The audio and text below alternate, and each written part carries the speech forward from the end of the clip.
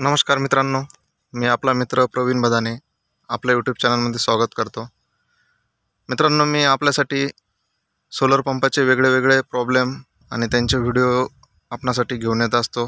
Problem आला तर काय करावं लागेल काय नाही ते पण मी सांगत असतो।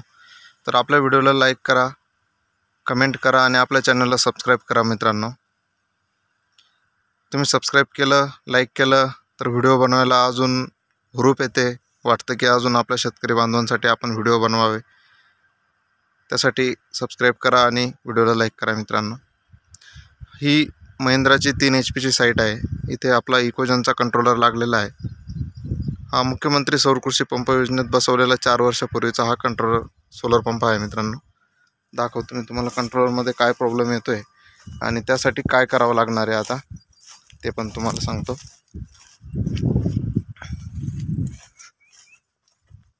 आता मी तर साईटवरती आलो, बघितलं तर हा डिस्प्ले जो आहे कंटिन्यू ब्लिंक करतोय, बघू शकता तुम्ही।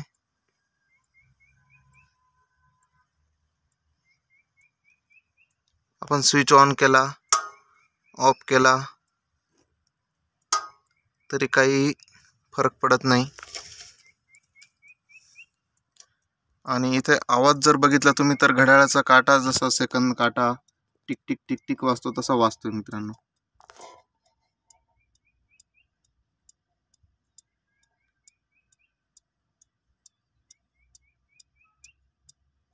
आवाज आला असेल टिक टिक बघा। आणि हा डिस्प्ले कंटिन्यू जसा आवाज खाली टिक टिक टिक टिक चालू आहे त्याच पद्धतीने डिस्प्ले पण चालू बंद होतोय।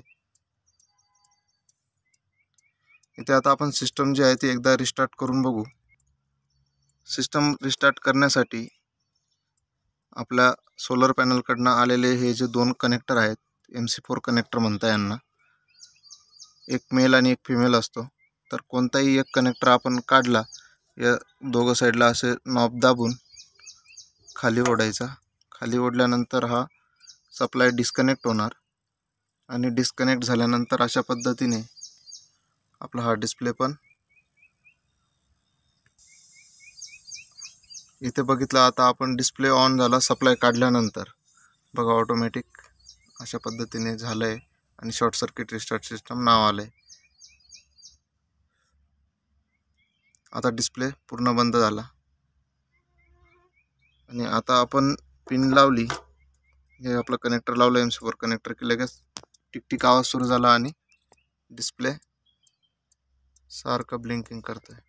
तर इथे जो प्रॉब्लेम आहे मित्रांनो, हा ड्राईव्ह PCB मध्ये प्रॉब्लेम आहे, माझ्या अंदाजानुसार तोच आहे।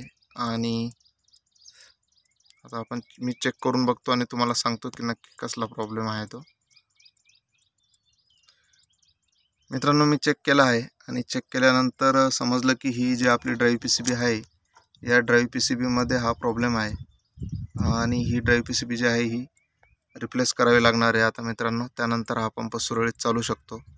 तर हा प्रॉब्लेम असा तुमच्याकडे पण जर आला तर याला कोणत्याही पद्धतीची जी छेडछाड वगैरे न करता तुम्ही आपला इकोजनचा जो टोल फ्री नंबर आहे त्या नंबरवरती कंप्लेंट रजिस्टर करायची आहे।